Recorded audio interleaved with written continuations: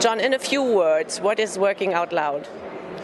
Well, working out loud is a way that people can build relationships that matter, that are connected to something they're trying to accomplish, and that gives them access to knowledge and possibilities that could help them. What you can use it for? People turn out to use it for all sorts of things. So for some, they want to explore a new topic. They want to get better at some kind of skill or learn something. Or they want to access opportunities that they might not have access to normally. Working out loud has become extremely popular around the world and also in Germany. What is your explanation for that? Well, a woman in Shanghai said that people work out loud not just because they like the method, but because they're hungry for the way that work could be. A way that taps into more of their own control, gives them a sense of competence and connection. And they can experience that at work. That changes something that makes them want to spread it to other people. Do you see any differences in the reception and also in the usage of working out loud between Germany and other countries? Well, for sure, Germany's first when it comes to the adoption of working out loud. And I think in large part that has to do with Bosch was the first company. A woman named Katharina Krantz was the first to introduce it in a corporate context. She was a connector, told her friends, and other companies in Germany followed. But since then, it turns out to be universal. There's nothing particularly German about it. There are people in China, in Brazil, in Australia, in the US. Why? Because we're all just people, and we're looking for a little bit something more from work and life. And working out loud, those relationships that you build can help you earn your own access to that something more.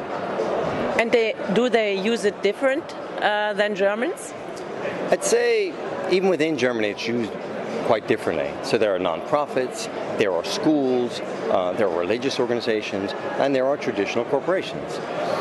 So how and why you introduce this skill, it's the same skill, building relationships that matter, but that skill can be useful in a wide range of contexts depending on what the company's goals are.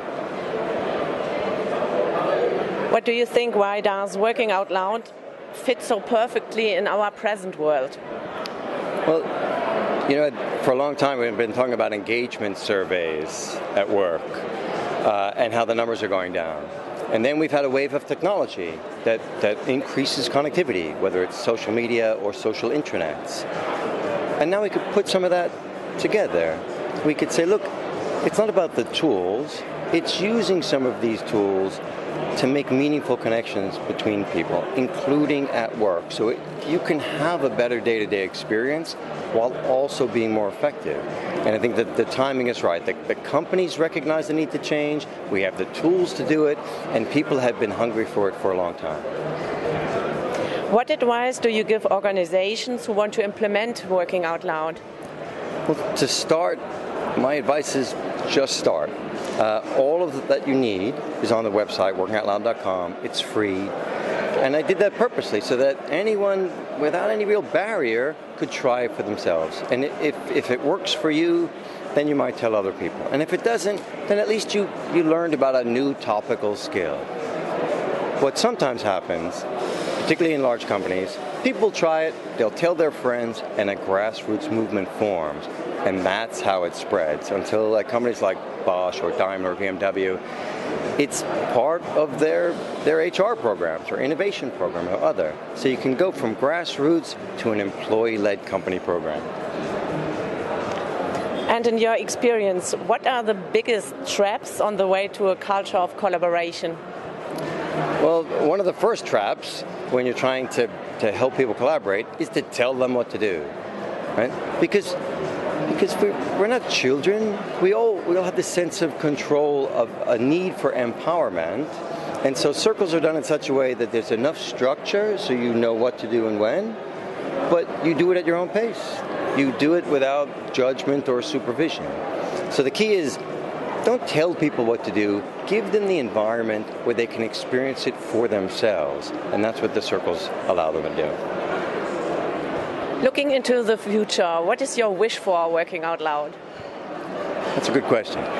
My wish, really, is that we can we can change how people relate to each other, to themselves, and to the work they do.